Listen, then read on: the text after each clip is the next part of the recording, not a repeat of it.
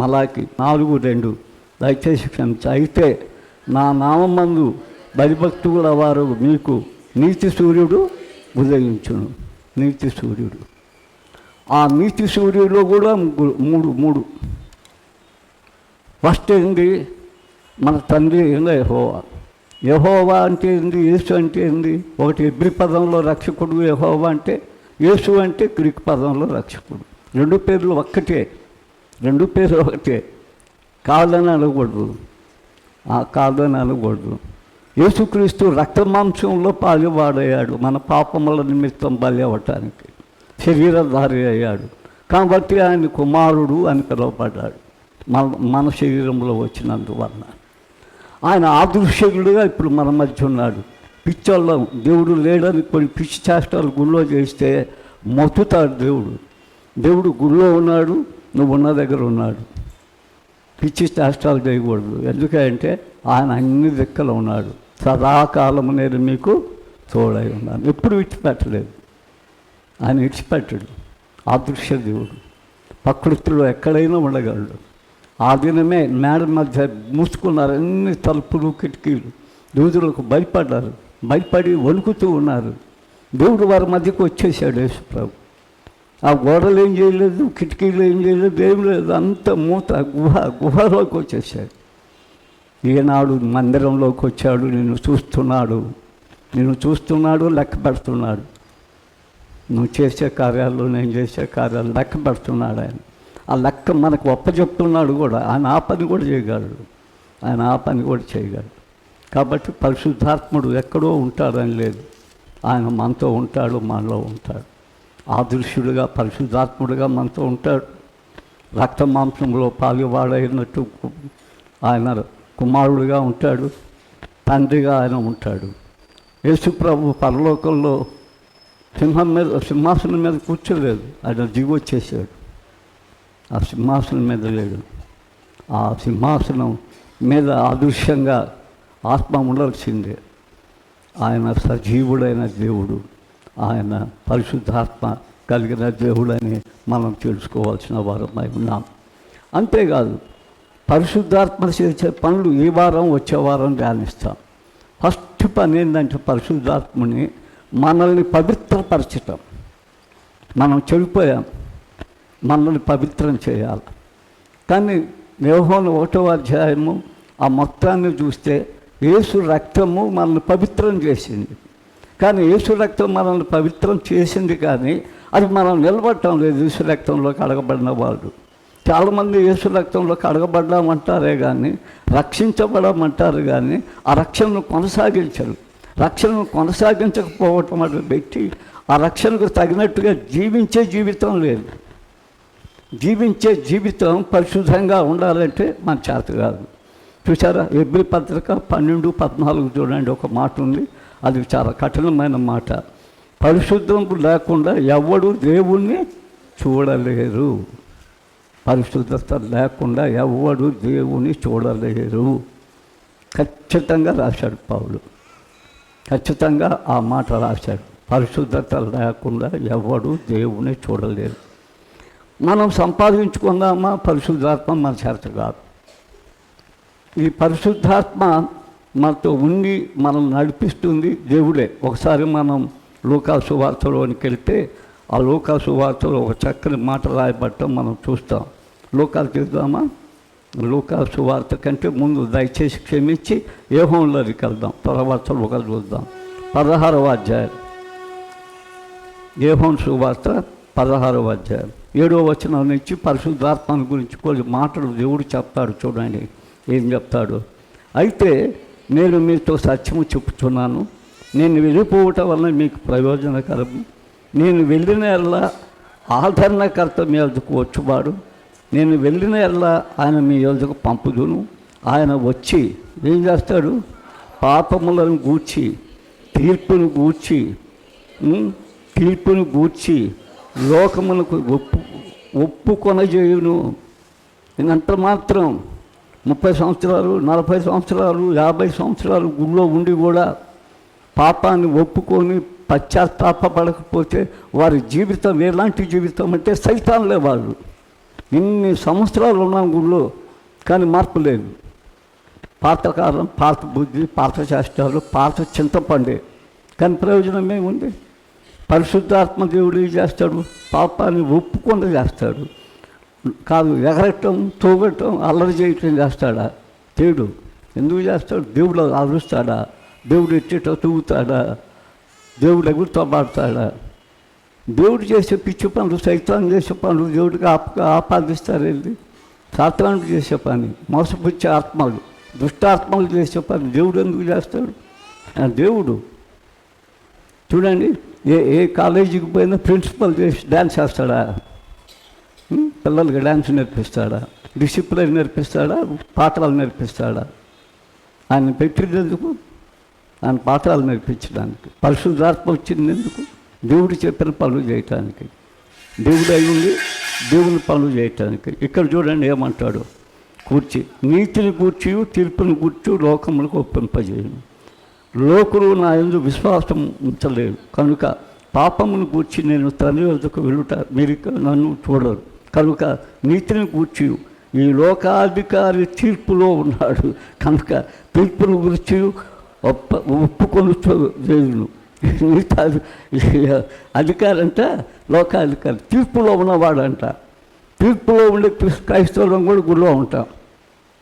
తీర్పులో ఉండే క్రైస్తవులు కూడా వాళ్ళ మాటలు కూడా వినరు, దేవుని మాటలు వినరు, దేవుని చేష్టాలు తెలియరు. కూర్చున్నారు నుంచి దేవుని పెత్తనాలు తెలుసు వాళ్ళకి. తీర్పులో ఉందులు నేను మీతో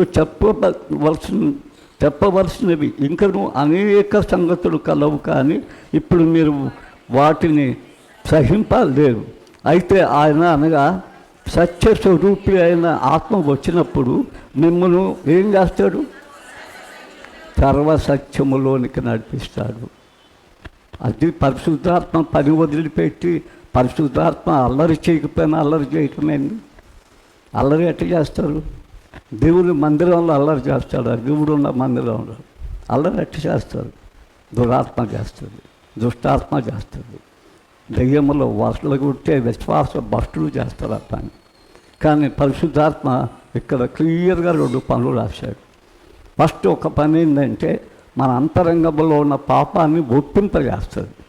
రెండో పని ఏంటంటే సర్వసత్యములోనికి మన జీవితాన్ని నడిపిస్తాడు. అబద్ధంలోనికి నడిపాడు, సర్వసత్యంలోనికి మన జీవితాలను నడిపిస్తాడు. ఇది పరిశుద్ధాత్మ మన ఎడల చేసే పని. అందుకే యోహోను 8:24 కూడా అంటాడు, నేను ఆయనను విశ్వసింపని ఎడల నీ పాపములోనే ఉండి చనిపోవుదురు కదా. పాపములోనే ఉండే చనిపోతారు. అక్కడ ఎక్కడికి పోతారు? నరకానికి వెళ్తారు. ఒక భక్తుడు ఉన్నాడు బైబిల్లో, మనందరికి చాలా ఇష్టమైన ఆయన, చాలా హింసకుడు ఆయన, మత పిచ్చి గలవాడు. అతనికి మత పిచ్చి ఉంది, కుల పిచ్చి ఉంది. పరిశీలని వాళ్ళే కావాలంటాడు. ఈ 2 పిచ్చిలతో జీవితాన్ని పాడు చేసుకున్నాడు ఆయన. నేను అందరికీ తెలుసు ఆయన పౌలు, ఆయనకి 2 పిచ్చిలు ఉన్నాయి.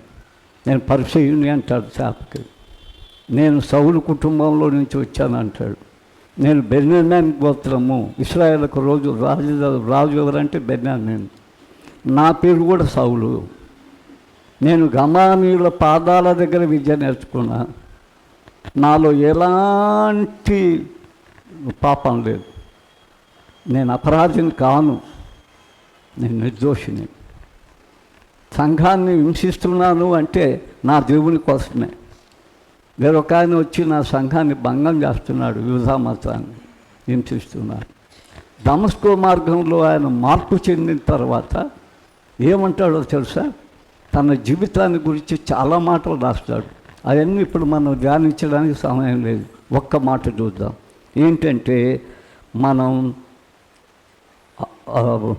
చూడండి, రోమాపత్రిక 7:24లో ఎంత గొప్ప మాట రాస్తాడో. తనకు తాను పశ్చాత్తాపడి, అయ్యో 7:24 అయ్యో నేనెంత దౌర్భాగ్యుడను. ఏమంటాడు? ఒకనాడు ఎంతో తను తాను పొగుడుకునేవాడు, ఇప్పుడు ఏమంటున్నాడు అంటే నేను దౌర్భాగ్యుడను.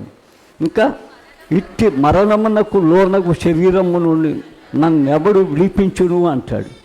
ఎప్పుడన్నా నువ్వు మరణం నుండి విడిపించబడాలనుకుంటున్నావా? లోకముతో ఇంకా సంబంధం కలుపుకుంటున్నావా? సాతానీయులతో సంబంధం కలుపుకుంటున్నావా? నరకానికి పోవటానికి, నీ కుటుంబంలో కూడా నరకం తెచ్చుకోవడానికి. నీ సంబంధం ఎవరితో, నీ సహవాసం ఎవరితో, నీ ఫెలోషిప్ ఎవరితో? చూసావా, అమెరికాలో ఫెలోషిప్ ఇండియాలో వచ్చేసింది.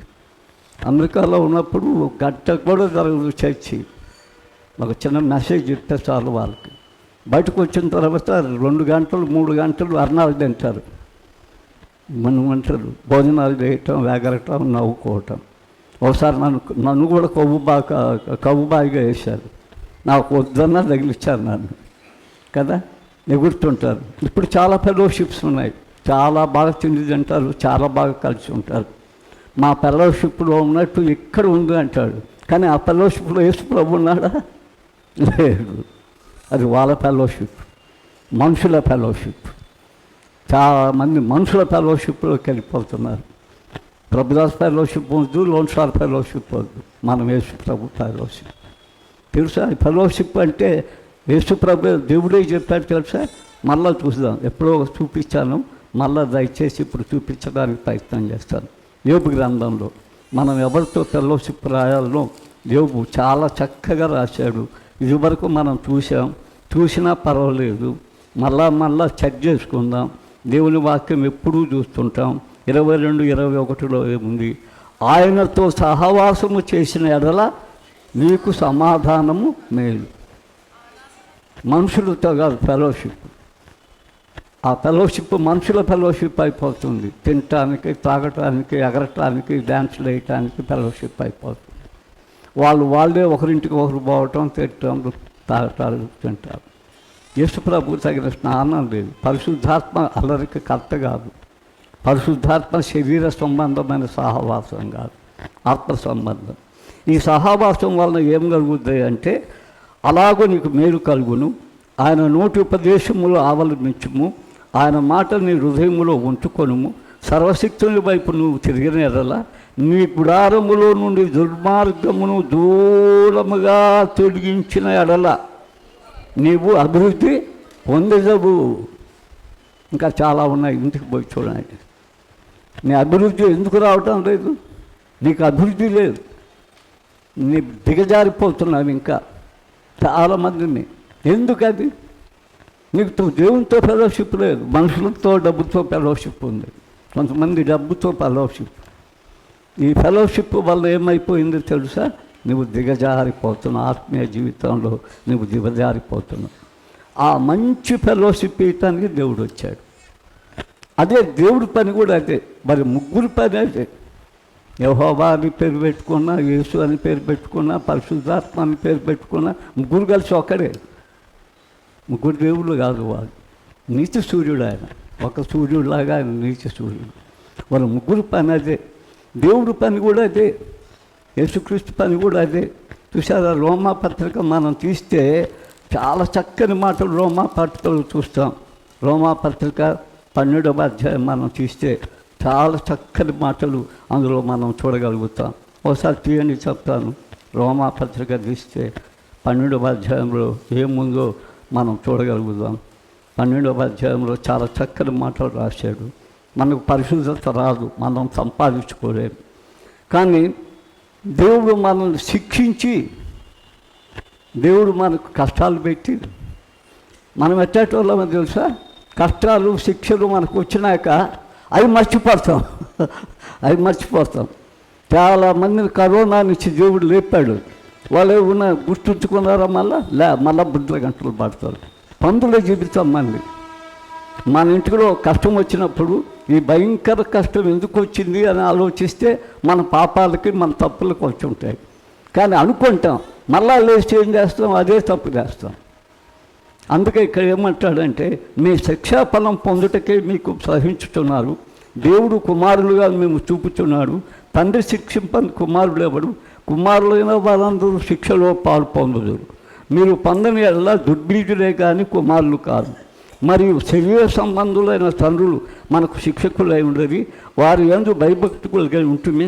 అట్లయితే ఆత్మలకు తండ్రి అయిన వారికి ఎక్కువగా లోబడి బతకాల. దేవునికి లోబడుతున్నావా, సైతానికి లోబడుతున్నావా, సాతాను సమూహానికి లోబడుతున్నావా? కొంత క్రైస్తవులు సంఘంలో ఆత్మీయంగా ఉండి సాతాను సమూహానికి సపోర్ట్ చేసి సాతాను కంటే దౌర్భాగ్యులుగా తయారవుతున్నారు. ఆ సహవాసం వల్ల మనం ఎవరికి లోబడాలా? యేసుకు లోబడాలా. ఇంకా ఏం రాయబడిందో చూడండి. మనం కొన్ని దినమే దుర్బీజుడే కుమారులే కాదు, మరి శరీర సంబంధులైన తండ్రులు మనకు శిక్షకులు అయి ఉండవి, వారి యందు భయభక్తులు కలిగి ఉంటుంది. అట్లయితే ఆత్మలకు తండ్రి అయిన వారికి ఎక్కువగా లోబడి బ్రతకవలను కదా. వారు కొన్ని దినముల మటుకే తమకు ఇష్టం వచ్చినట్టు మనల్ని శిక్షించరు. కానీ మనము ఇక్కడ రాయబడి చూడండి, మనము తన పరిశుద్ధతలో పాలు పొందు వలలని మన మేలు కొరకే ఆయన శిక్షిస్తున్నాడు. ఆయన ఏదైనా శిక్షిస్తే మన మేలు కొరకే. మనం దౌర్భాగ్యులమై ఈ భూలోకంలో జీవించకుండా, పరలోకాన్ని పోగొట్టుకోనకుండా, మన కుటుంబానికి ఆ చేదు అందించకుండా, మన జీవితాలు సరిగా ఉండటానికి ఆయన ఏం చేస్తున్నాడు అంటే మనల్ని శిక్షిస్తూ ఉన్నాడు అనేది మనం చూస్తున్నాం. ఎందుకంటే దేవుని హృదయం అది, దేవుని యొక్క హృదయం అది. ఒకసారి ఎహెజ్కేలులో మనం చూస్తే దేవుని హృదయం ఎలాంటిదో మనం చూద్దాం. ఎహెజ్కేలు 36వ అధ్యాయము 27వ వచనాన్ని చూస్తే అక్కడ చాలా చక్కని మాటలు రాస్తాడు. నా ఆత్మ నీ యందు ఉంచి నా కట్టడలను అనుసరించే వారిగాను నా విధులు గైకొని వారిగాను మిమ్మల్ని చేసేదను. నేను మీ పితరులకు ఇచ్చిన దేశములు మీరు నివసించేదరు. మీరు నా జనులై ఉందురు, నేను మీకు దేవుడునై ఉందును. మీ సకలమైన అపవిత్రతను పోగొట్టి, ఆయన చేసే పని ఏందో తెలుసా? సకలమైన అపవిత్రత మంచిగా తీసేసుకోవటానికి. నేను పరిశుద్ధుని కాదు. చాలామంది ఏం చెప్తారంటే రక్షించబడ్డాం, మేము పరిశుద్ధులం, ఇప్పుడే పరలోకానికి పోతామంటారు. ఆ పని దేవుడు చేయాలా? ఆ పని దేవుడు చేయాలా? నువ్వు దేవుడికి లోబడితే ఆ పని చేస్తాడు. చూడు ఎక్కడేమంటాడు, అపవిత్రతను పోగొట్టి నేను మిమ్మల్ని రక్షించును. అపవిత్రతను పోగొట్టి నేను మిమ్మల్ని రక్షిస్తాను. అది ఆయన చేసే పని, మనం ఆపాదించుకునేది కాదు. గుడికి వచ్చినందువలన, లేకపోతే పాట పాడుతున్నందువలన, బైబిల్ చెప్తున్నందువలన జరిగేది కాదు. ఆయన పవిత్రీకరించాలి. మనం పవిత్రీకరించాలంటే ఏం చేస్తారా? ఆయన యందు మనం నిలిచిన వారమై ఉండాలని దేవుని వాక్యం మనకు బోధిస్తుంది. ఆయన యందు మనం నిలిచిన వారమై ఉండాలని. అందుకే మనం రోమాపత్రిక ఒకసారి చూస్తే అందులో కొన్ని మాటలు కొత్త నిబంధనలో మనకు కనపడతాయి. 15వ అధ్యాయం 12వ వచనాన్ని చూద్దాం ఒకసారి. మరి యెషయా ఇలా చెప్పుచున్నాడు, యెషయా నుండి వేరు చిగురు అనగా అన్ని జనులు నేర్పుటకులు వచ్చును, ఆయన యందు అన్ని జనులు నిరీక్షణ పొందుదు. కాగా మీరు పరిశుద్ధాత్మ శక్తి పొంది విస్తారముగా నిరీక్షణ గల వారగుటకు నిరీక్షణకర్తయగు దేవుడు విశ్వాసము ద్వారా సమస్త ఆనందముతో సమాధానముతో మిమ్మును నింపునుగాక. ఎవరు? పరిశుద్ధాత్మ దేవుడు. అందుకే ఆయన పునరుత్థానుడైన వెంటనే వారి దగ్గరికి వచ్చి ఊది మీరు పరిశుద్ధాత్మను పొందండి. పరిశుద్ధాత్మ మన జీవితంలోకి వస్తే 2 పనులు చేస్తుంది. మళ్ళా గుర్తు చేస్తున్నా, మన పాపాన్ని ఒప్పిస్తుంది, సత్యములోనికి నడిపిస్తుంది. పరిశుద్ధాత్మ లేని క్రైస్తవులు, క్రీస్తు లేని క్రైస్తవులు దేవునికి ఇష్టమైన వారు కాదు, పరలోకాన్ని చేరలేరు. పరలోకం చేరాలి అంటే దేవునికి ఇష్టలైన క్రైస్తవులు కావాలి. మనుషులకు ఇష్టమైన అవసరం లేదు. మన మనుషులకు ఇష్టలు కావాల్సిన అవసరం లేదు. చూసావా? ఆయనకు ఆ సామర్థ్యం వచ్చింది, ఆయనకు ప్రీతికరమైనది అది. అది దేవుని వాక్యం మనకు బోధిస్తుందని మనం తెలుసుకోవాల్సిన వారమై ఉన్నాం. ఆయన మన దేవుడై ఉండి మనల్ని శుద్ధీకరిస్తాడు. నీవు ఆయనతో సహవాసం చేస్తే నీతిమంతుడు అవుతావు. ఆ నీతిమంతుడు అయిన తర్వాత నీ పతనాలన్నిటిలో ఆయన నిన్ను పైకి దాపడానికి ప్రయత్నించి శుద్ధి చేస్తాడు. ఒక్కొక్కసారి నువ్వు పడిపోతే ఏం చేస్తాడంటే నిన్ను శిక్షిస్తాడు. ఇప్పుడు దావీదు జీవితంలోకి పోదాం. దావీదు దేవుడు ఏర్పాటు చేసుకున్నాడు, కానీ ఆయన దేవుడు ఎడవలేదు. తన శరీర బలహీనతను బట్టి పడిపోతున్నాడు. 3 సార్లు భయంకరంగా పడిపోయాడు. ఆయన ఏం చేశాడు? లేపి లేపి లేపి ఆయన లోపల పశ్చాత్తాపాన్ని కలుగు చేశాడు. దేవా, నేను నీ సన్నిధిలో పాపం చేశాను, నీ ఎదుటనే పాపం చేశాను, నీ సన్నిధికి ద్రోహం చేశాను, నేను నీ సన్నిధిలో ఉన్నదగిన వాడిని కూడా కాదు, నేను 51 కీర్తన. నీ పరిశుద్ధాత్మ కూడా లేదు నా దగ్గర. నీ పరిశుద్ధాత్మను మరలా నాకు నా యందు రక్షణ ఆనందాన్ని నాకు కలుగచేయి. నా ఎముకలు ఎరగొట్టు, నా మనసు ఎరగొట్టు, నా హృదయాన్ని ఎరగొట్టు. విరిగి నలిగినదే నీకు ఇష్టమైన బాగుంది. చూసారా? అందుకే సామెతల గ్రంథంలో కూడా ఏమంటాడు అంటే 24:16 చూడండి. ఏమంటాడంటే, నీతిమంతుడు 7 మార్లు పడినను తిరిగి లేచుతాడు, ఆపత్కాలములో భక్తిహీనులు ఏమవుతారు? కూలుడు. 24 సామెతలు 16లో నీతిమంతుడు అంటే దేవునితో సహవాసం పోగొట్టుకోకుండా ఉంటే, ఒకవేళ నీ కాలు జారినా, నీ జీవితం జారినా, నీవు ఆ సహవాసం, ఆ ఫెలోషిప్ కదా, ఆ ఫెలోషిప్లో ఉంటే, ఎవరు? మనుషుల ఫెలోషిప్లో కాదు, దేవుని ఫెలోషిప్లో ఉంటే నీతిమంతుడు 7 మార్లు పడినను తిరిగి లేచును. ఆపత్కాలంలో భక్తిహీనులు ఏమైపోతారు? కూలిపోతారు, కుటుంబాలతో సహా. ఎందుకురా మీకు ఆ బాధ? మీ కుటుంబాలకు ఎందుకు అంత అంటా చేస్తారు మీరు? మీ భక్తిహీనత వారి మీదకి వస్తుంది కదా, భక్తిహీనత వారి మీదకి వస్తుంది కదా. మొత్తం కూలిపోతే ఎట్లా? భయంకరం కదా అది. నా సహాభాసంలోకి రమ్మని దేవుడు పిలవటం మనం చూస్తూ ఉన్నాం. తర్వాత పౌలు ఇందాక చూసాం. ఆయన, అయ్యో నేను ఎంత దౌర్భాగ్యుడును, ప్రభువే నా పాపాలను రక్షిస్తాడు, నన్ను ఎత్తుతాడని చెప్పాడు. 7వ అధ్యాయం 24వ వచనం రోమాలు. అపోస్తుల కార్యంలో ఇంకొక మాట అంటాడు, అది కూడా చూద్దాం. అపోస్తుల కార్యం ఏమంటాడంటే ఒక మంచి మాట, 24:16 చూడండి. ఏమంటాడు? ఈ విధమున నేనును దేవుని ఎడల మనుషుల ఎడల ఎల్లప్పుడూ నా మనసాక్షి నిర్దోషమైనదిగా ఉండునట్లు అభ్యాసము చేస్తున్నాను. నువ్వు దేన్ని అభ్యాసం చేస్తున్నావు? నీ అభ్యాసం ఏంటి? దేన్ని అభ్యాసం చేస్తున్నావు? నీ మనసాక్షి నిర్దోషంగా ఉంచుకోకుండటానికి అభ్యాసం చేస్తున్నావా? నీ మనిషి పాత మనిషే ఉన్నట్టుగా అభ్యాసం చేస్తున్నావా? అదే చెల్లించుకోవడానికి చూస్తున్నావా? నా పాత మనసు చల్లాలా, దాన్ని అందరూ గౌరవించాలనుకుంటున్నావా? చూడు, పౌలు లాంటి ఎంత పెద్దవాడు, ఎక్కడ చదివాడు, రాజ కుటుంబాన్ని నుంచి వచ్చినవాడు అభ్యాసం చేస్తున్నాడు అంటే మనం అభ్యాసం చేయాలా. నేను కూడా ఇంకా చేయాలి, అభ్యాసం చేయాలా. అందుకే రోమా 8:23లో మనం చూస్తే మనం ముగిస్తాం. మరలా ఆత్మ యొక్క ప్రథమ ఫలము నొందిన మనము కూడు దత్తపుత్రత్వం కొరకు, అనగా మన దేహము విమోచన కొరకు కనిపెట్టుచు కదా, మూలుగుచు మనం మూలుగుచున్నాం. ఎప్పుడన్నా ఉందా మీకు ఆ మూలుగు? ఈ దేహం ఇడిచిన తర్వాత నరకంలో నిత్యం కాల్తానేమో అని నువ్వు ఎప్పుడన్నా మూలిగావా? ఏడ్చావా? కన్నీళ్ళు ఇచ్చావా? ప్రార్థన చేశావా?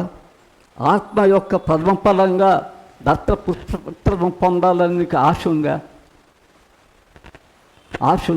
ఆశతోనే గుడికి వస్తున్నావా?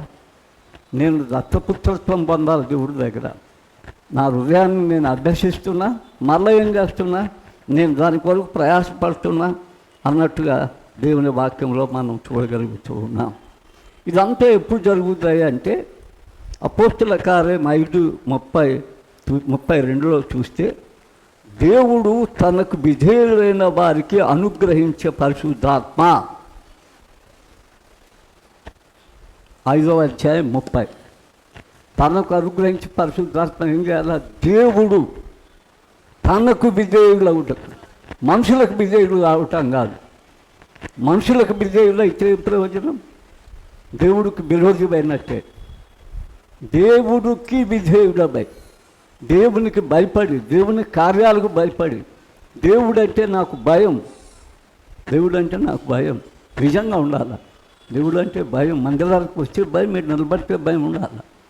దేవుని భయం ఉండాలి మనకు. దేవుని భయం లేకుండా మనం ఇష్టం వచ్చినట్టు మనం చూపిద్దాము, దేవుని మందిరం కూడా మంది అనుకుంటే ఎట్లా? దైవ భయం.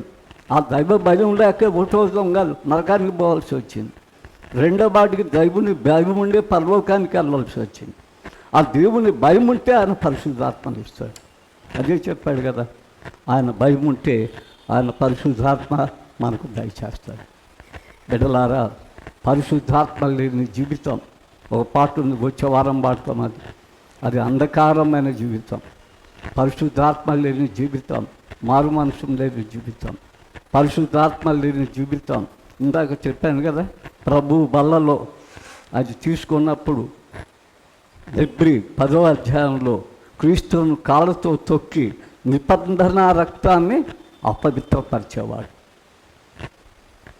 అతడు దండనకు పాత్రుడు, దండనకు పాత్రుడు. తల ఉంచుదామా, దేవుని దగ్గరికి వద్దాం. దేవా, ఈ దండన పొందకుండా నేను ఆత్మ బిడ్డలంగా ఉండటానికి నీకు లోబడుతున్నాం. నీ మందిరానికి వచ్చింది, అందుకే మేము మా జీవితాన్ని కడుక్కోవడానికి వచ్చాం, మేము పరలోకానికి వెళ్ళటానికి వచ్చాం. మేము పునరుద్ధాన క్రైస్తవులం, క్రీస్తు కలిగిన క్రైస్తవులం. మనం ఏ మనిషి కాదు, ఏ చర్చ ఇవ్వలేదు, ఏ వ్యక్తి ఇవ్వలేదు. పుట్టగలిగిన మా దేవ, మేము నీ బిడ్డలో ఉన్నాయన. ఇంకా ఇంకా మా హృదయాలను పగలగొట్టండి, ఇంకా ఇంకా మాలో భయం పుట్టించండి. నీ మందిరంలో ఉన్న పరలోక గవిని ద్వారా పరిశుద్ధమైన నీ మందిరంలోనికి, సియోను అనే జ్యేష్ఠ సంఘంలోనికి చేర్చబడాలి.